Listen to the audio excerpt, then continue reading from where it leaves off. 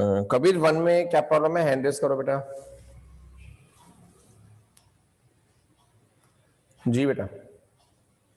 Sir illustration 1 का वो 8, 9 और 10 वाले पार्ट में है सर।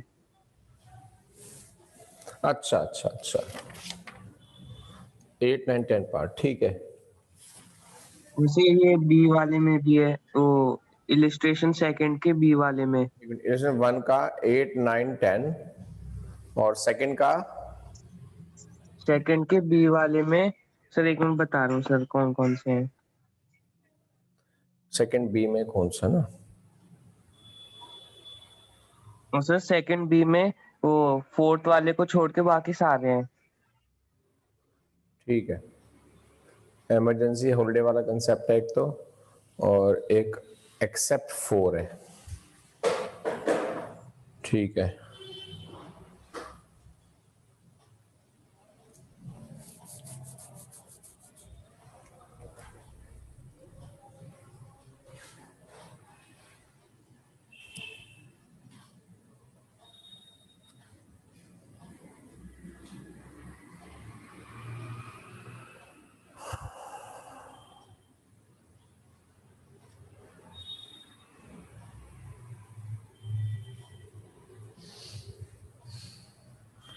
और देखो क्या क्या प्रॉब्लम है।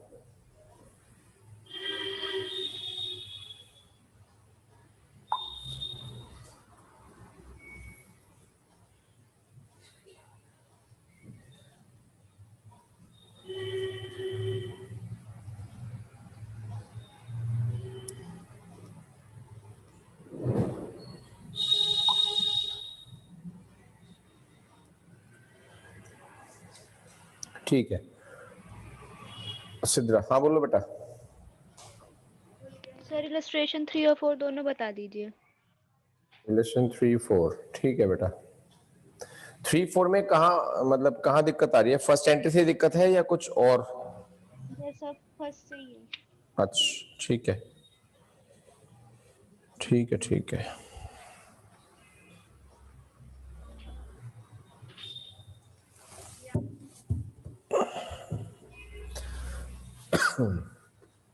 व्हाट्सएप करो, अभी शांति रखो। तुम्हारे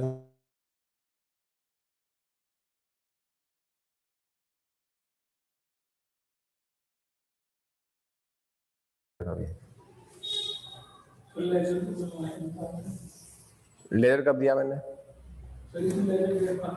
शांति रखो। इलेक्शन 1 का 8th पार्ट, इलेक्शन 1 का 8th पार्ट बेटा।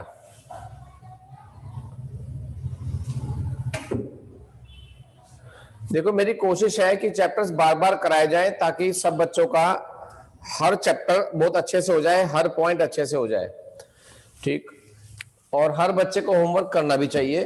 अगर किसी बच्चे का काम रह जाता है या उसे कोई एक्स्ट्रा हेल्प चाहिए या एक्स्ट्रा गाइडेंस चाहिए तो वो मुझसे बैच के बाद व्हाट्सएप कर सकता है या टाइम लेके कॉल कर सकता है, या ज्यादा इमरजेंसी है तो यहाँ पे आके बात कर सकता है। आई एम रेडी, आपको हर तरह की गाइडेंस देने के लिए बिल्कुल रेडी हूं, उसकी टेंशन आप ना लेना बेटा। सेशन 1 का 8th पार्ट, 8th पार्ट ये बोलता है, सेशन 1 का 8th पार्ट 12 जून को बिल लिखा गया बेटा, 12 जून को बिल लिखा गया और बिल है 2 महीने का, और कोई क्वेश्चन में नहीं बता रखा इमरजेंसी हॉलिडे के बारे में, ठीक है। आज मैं ये बताऊंगा आपको कि इमरजेंसी हॉलिडे क्या होती है और पब्लिक हॉलिडे क्या होती है। तो 12 जून का बिल है तो पहला महीना खत्म होगा 12 जुलाई को और दूसरा महीना खत्म होगा 12 अगस्त को। 3 दिन आपको कृपा फरमानी है, 3 दिन आपने जोड़ दिए तो क्या बैठ गई बेटा? 15 अगस्त, और 15 अगस्त होती है नेशनल हॉलिडे। अगर नेशनल हॉलिडे आ जाए मैच्योरिटी वाले दिन तो हमारी जो मैच्योरिटी डेट बैठेगी वो उससे एक दिन पहले हो जाएगी, एक दिन पहले। 18 क्या लिख दिया मैंने? 8 होता है, ठीक है ना। उससे एक दिन पहले मानी जाएगी मैच्योरिटी डेट।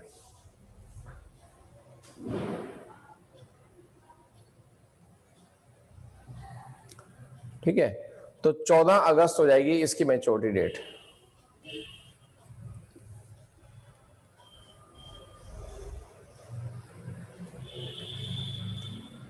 अब इसका 9th पार्ट,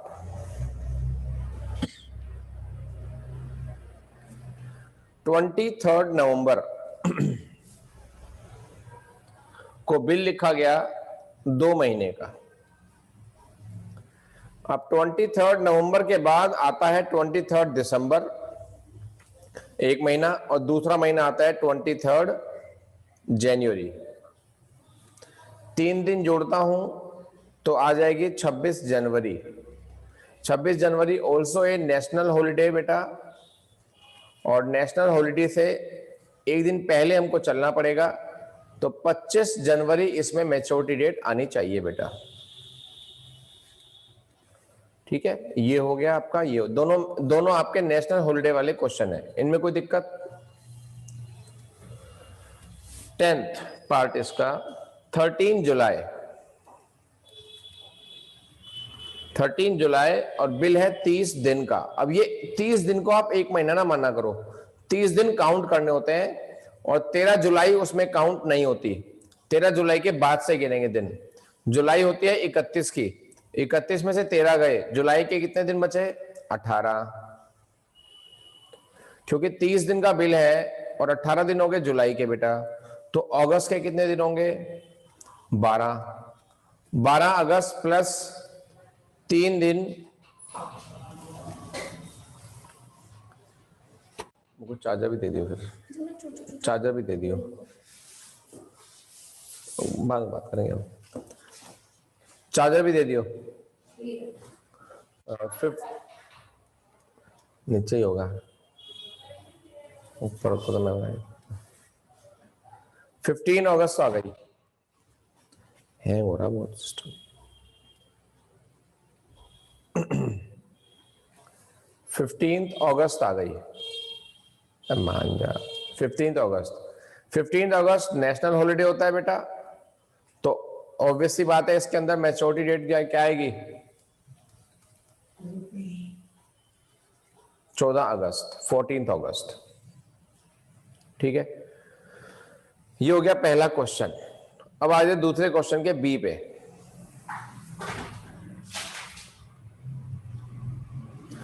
बेटा जब मैच्योरिटी डेट निकालने की बात आई थी तो मेरे को एक बात और बतानी थी आपको।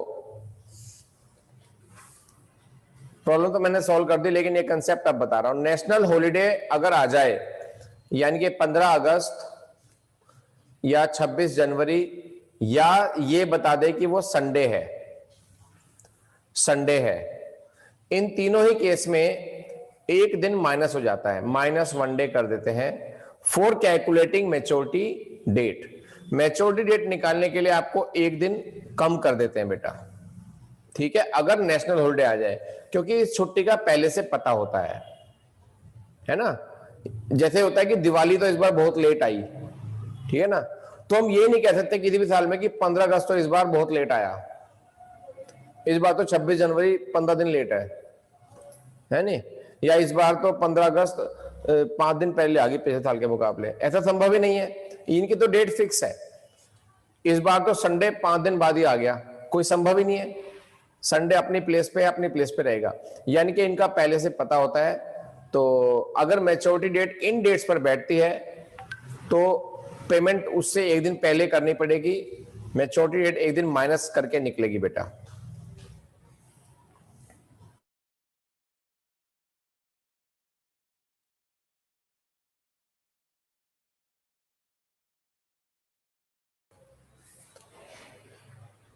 फिर आ गया इमरजेंसी हॉलिडे।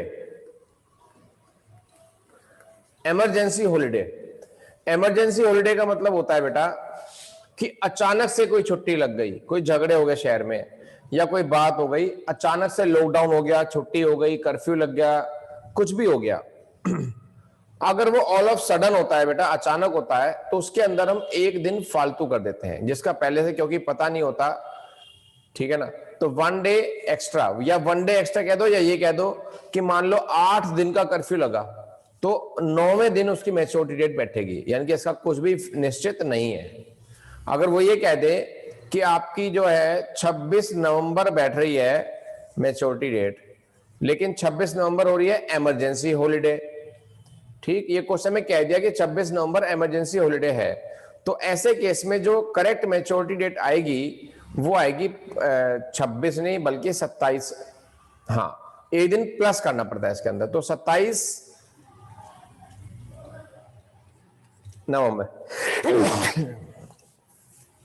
एक्सक्यूज मी, 27 नवंबर।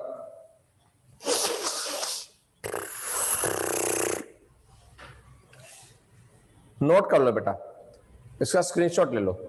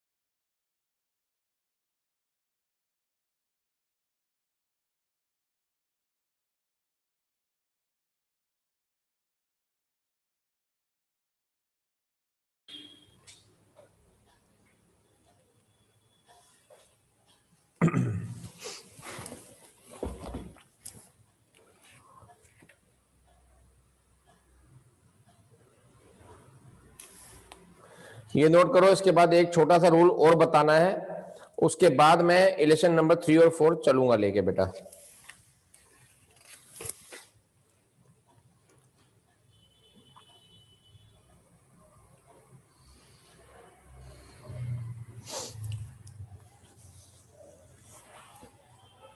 ठीक है, आई थिंक आपने नोट कर लिया होगा।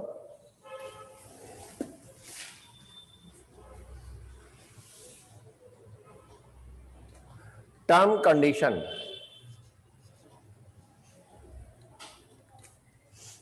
Of the bill.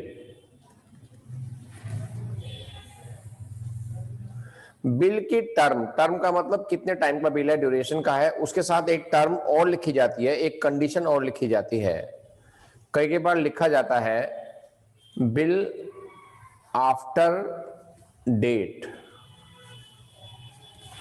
और लिखा जाता है bill after site.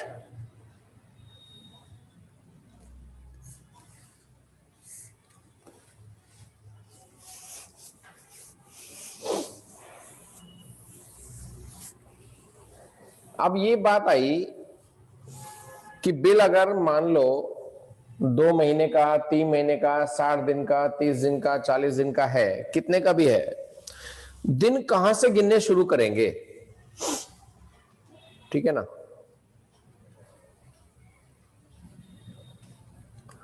Counting of the bill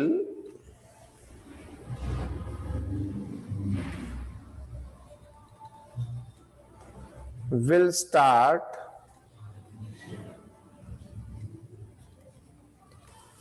from the date of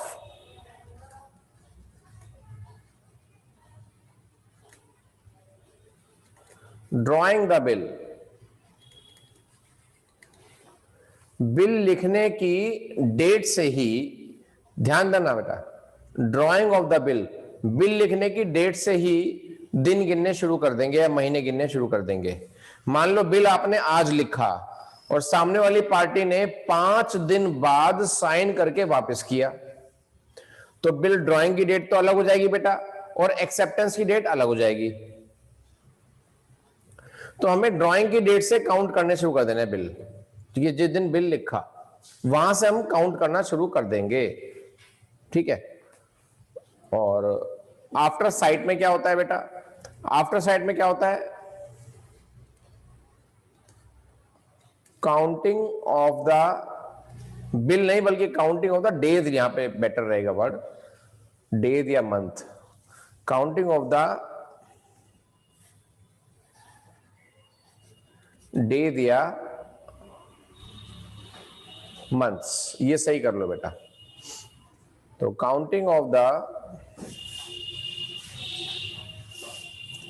days या months will start from the date of acceptance, from the date of acceptance of the bill।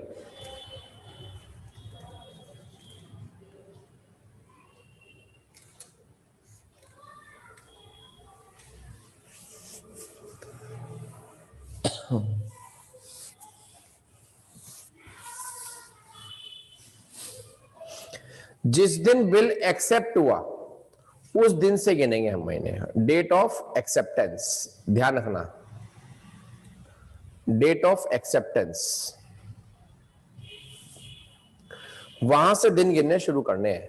और इसमें date of drawing of the bill, bill के दिन लिखा गया, इस condition में drawing की डेट से, यानी कि बिल लिखने की डेट से महीने गिनने शुरू करेंगे। ये 2 महीने का कोई यूज नहीं है, तो मैंने वैसे लिखवाया था आपको, है ना। ठीक है, स्क्रीनशॉट लो या लिखो बेटा फटाफट। जितना काम भी कराता हूं उस काम को रिवाइज करना, ये तो डेली का होमवर्क है। उसके अलावा जो काम देता हूं वो तो करना ही करना है, लेकिन ये काम आपका बाय डिफॉल्ट है, जिसको मुझे कहने की जरूरत नहीं है। जितना काम मैं डेली दे रहा हूं वो काम डेली के डेली खाना खाते ही रिवाइज करेंगे, तब जाके सोएंगे, नहीं तो मैं सपनों में आके डराऊंगा आपको।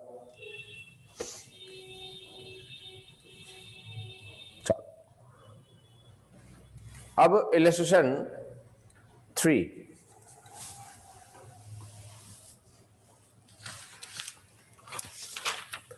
इलस्ट्रेशन 3 क्वेश्चन आपके सामने होना चाहिए बेटा। मैं आपको फोटो भेज देता हूं क्वेश्चन की।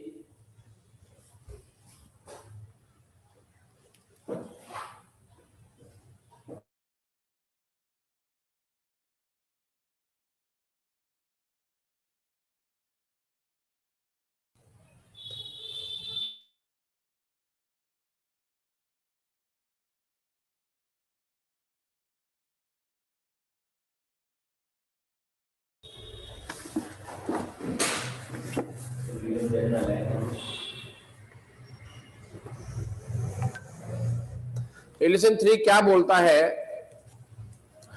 क्या बोलती तू?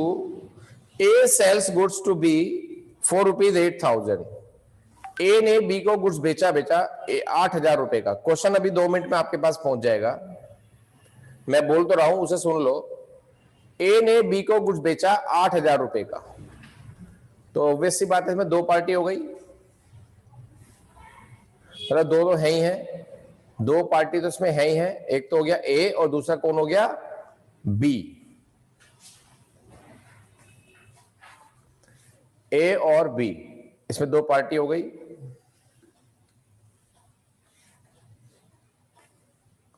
आ गया भाई?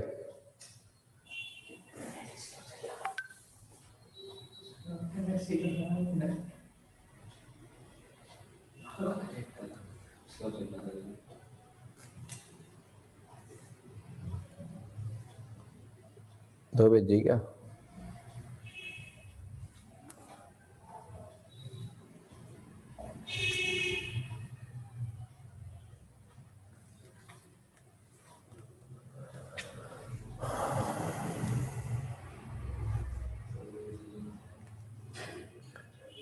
आपको मैं भेजता हूं, फोटो आ चुकी है मेरे पास। 2 क्वेश्चन तो 3 की फोटो आई भाई।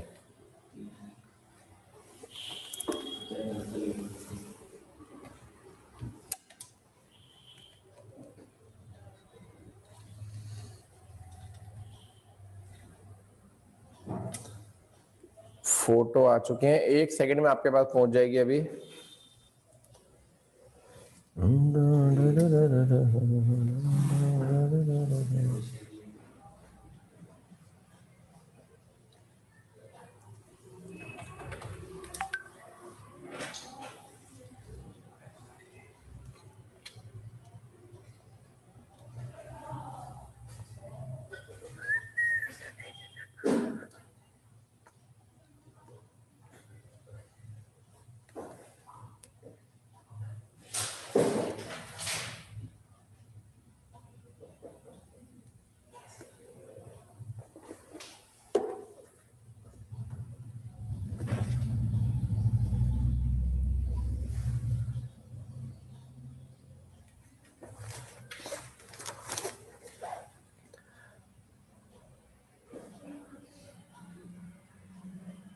अब जिनके पास ये बुक नहीं होगी उनके पास क्वेश्चन आ जाएगा, लेकिन अल्टीमेटली बुक तो आई थिंक सबके पास होनी चाहिए। ठीक है, इसमें से इलेक्शन 3 आप देख लेंगे बेटा। ए ने बी को गुड सेल किया तो ए एंट्री करेगा बी डेबिट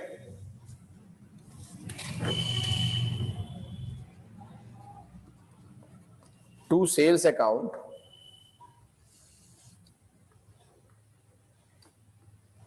$8,000। ये करेगा परचेज अकाउंट डेबिट।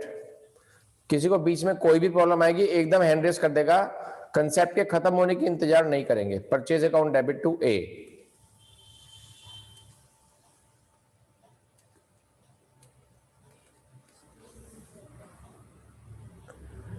उसके बाद ए ने उस पर बिल लिख दिया 8,000 रुपए का। बिल लिखा, उसने साइन कर दिए, तो वैसी बात है B R account debit to B. वो करेगा ए डेबिट टू बीपी। कोई भी चीज आपको क्लियर करनी है तो तुरंत हैंड रेस कर देना बेटा।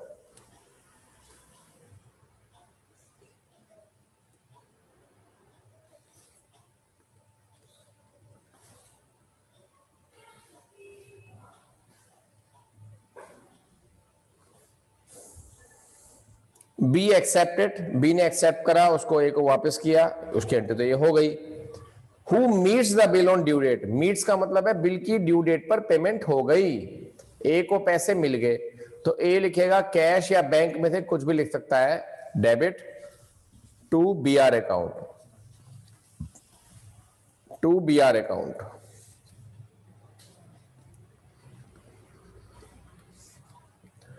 और बी लिखेगा, बी क्या लिखेगा भाई, अरे भाई लोगों, बी क्या लिखेगा, बीपी अकाउंट डेबिट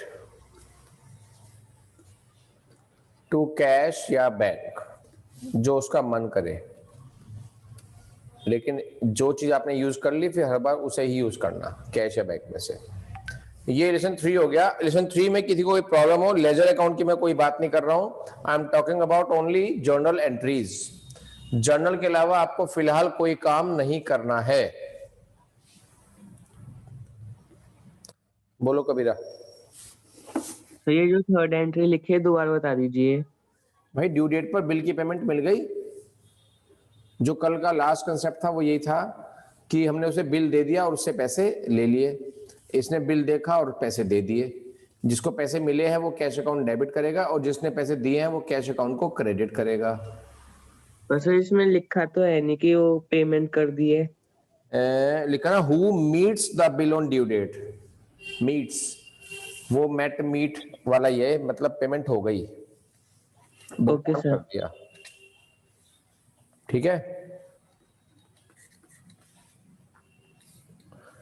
अब इसके बाद इलेक्शन 4।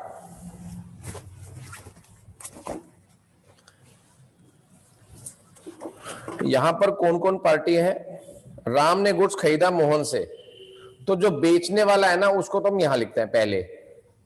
तो मोहन हमने यहां रख दिया और राम हमने यहां रख दिया।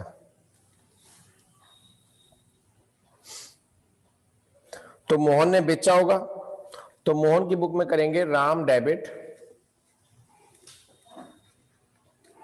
To sales account. बेटा कितने का, 6,000 रुपए का। इसने खरीदा तो ये लिखेंगे परचेज डेबिट टू मोहन प्यारे। 6,000।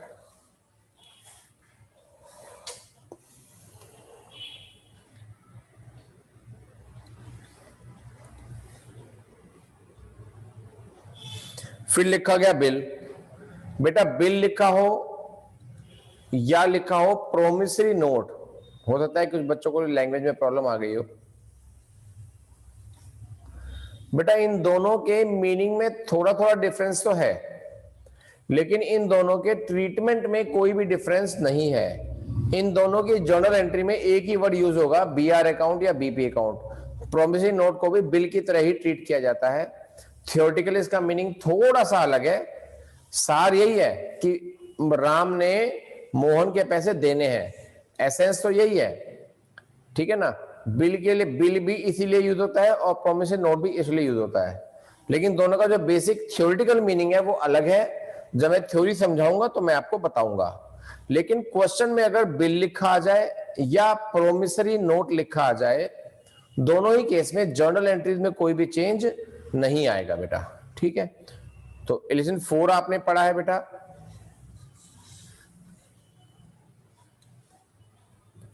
तो एलिशन 4 के हिसाब से क्या लिखा है, gave a promissory note in favour of Mohan. Ram ने मोहन को प्रोमिसरी नोट दिया, ठीक। वो एंट्री वैसे ही करेगा। राम को क्या मिला, बिल मिला, बस ये मान के चलो आप, राम को मिला बिल। तो राम करेगा B R account debit to, Mohan लिखेगा B R account debit to Ram. 6,000 का बिल मिला, ये लिखेगा Mohan debit to BP account.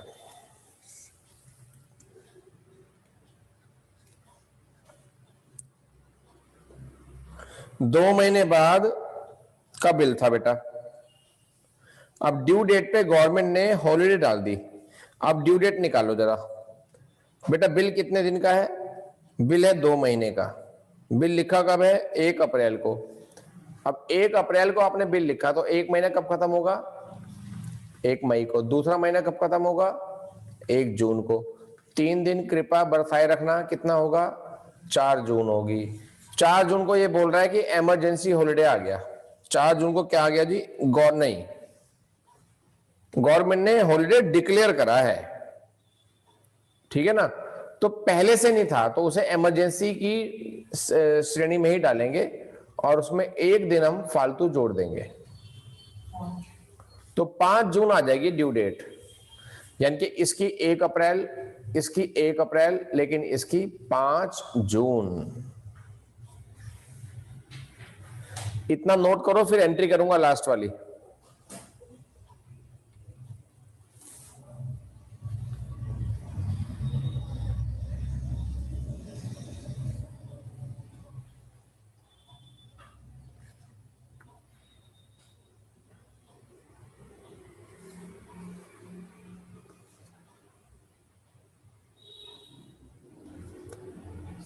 तो लास्ट एंट्री बैठेगी कैश या बैंक, आप कुछ भी यूज कर सकते हैं, डेबिट टू बीआर अकाउंट 6,000 और BP account debit to cash bank as per the condition.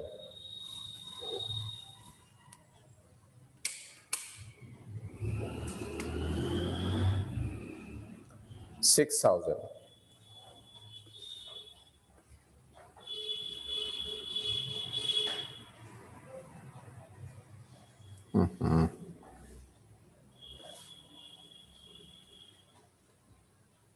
$6,000 लिख दो आप जरा।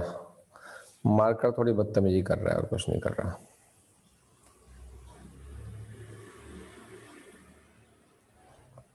$6,000, ठीक है। ये हो गया इलस्ट्रेशन 4। इलस्ट्रेशन 3 और 4 और 1 और 2 में कोई भी प्रॉब्लम रह गई हो तो पूछ लो, क्योंकि अब हम इससे आगे चलेंगे बेटा। अब हम इससे आगे चलेंगे।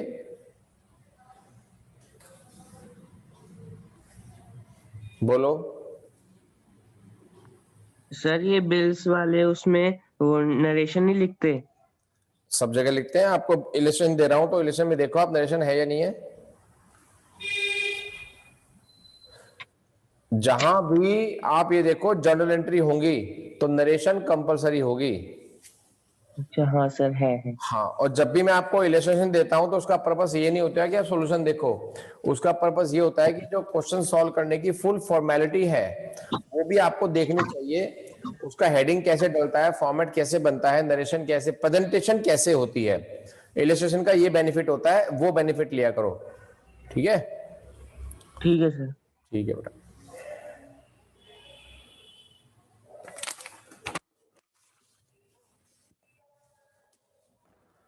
अब मैं आता हूं डिफरेंट कंडीशंस पे बेटा। हाँ वानी, हैंड रेस करो बेटा, बोल बेटा। सर इलिस्ट्रेशन 3 में हम लोग 26 जनवरी को वो नहीं करेंगे। हमने मार्च 4 लिखा है तो मार्च 5 नहीं लिखना चाहिए एक मिनट, सॉल्यूशन में।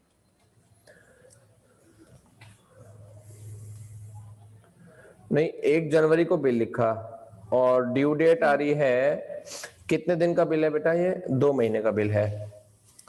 तो जब हम 1 जैन को बिल लिखेंगे तो 1 फेब आपका पहला महीना हो जाएगा, 1 मार्च आपका दूसरा महीना हो जाएगा। ठीक है, और उसके बाद 3 दिन हम ऐड कर देंगे तो 4 मार्च आएगी। तो जनवरी क्यों आएगी बेटा? नहीं, मैंने ये बोला था कि अगर 3 दिन ऐड करने के बाद जो हमने मैच्योरिटी डेट निकाली, अगर वो नेशनल हॉलिडे हो तो उसमें 1 दिन कम होता है, या इमरजेंसी हॉलिडे तो 1 दिन फालतू होता है। मैंने ये नहीं बोला कि अगर इन बिटवीन कोई नेशनल हॉलिडे आ गया तो तब भी हम 1 दिन कम या ज्यादा करेंगे। ओके। हाँ, जो नॉर्मली हम 3 डेज ऐड करने के बाद जो दिन निकालते हैं 4 मार्च, अगर वो नेशनल हॉलिडे है तो 1 दिन कम कर देंगे, अगर वो इमरजेंसी हॉलिडे है तो 1 दिन प्लस कर देंगे। तो 4 मार्च तो कुछ भी नहीं है ना, क्वेश्चन में गिवन है, तो 4 मार्च ही ले लेंगे। या आप कुछ और पूछ रहे हो? नहीं सर यही था, थैंक यू। ओके बेटा, वेलकम।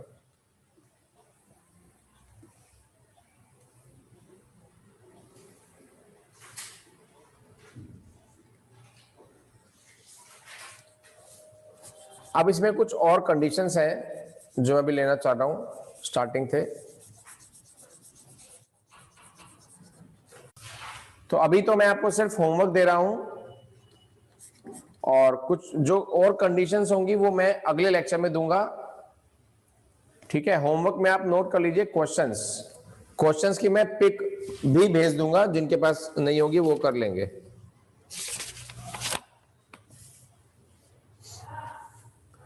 क्वेश्चंस हैं 1 से 5 तक, 1 to 5, पेज नंबर 15.54। क्वेश्चंस की पिक मैं आपको भेज दूंगा। ठीक है, अभी इतना काम कर लो, थोड़ा सा और सॉलिड हो जाएगा, फिर मैं कल आपको मतलब नेक्स्ट लेक्चर में आपको कंडीशंस दूंगा बेटा। ठीक है, बाय।